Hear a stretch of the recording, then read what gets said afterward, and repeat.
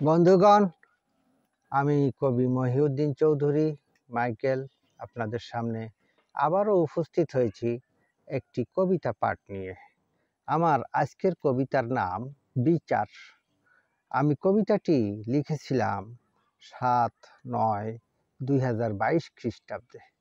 পাঠ করছি। অপরাধী মুক্তি পায়, অভাব সাক্ষ্য প্রমাণের। নিরপরাধী শাস্তি পায়, কারণ মিথ্যা সাক্ষ্যের। বিচার সকল সময় সাক্ষ্য প্রমাণ নির্ভর।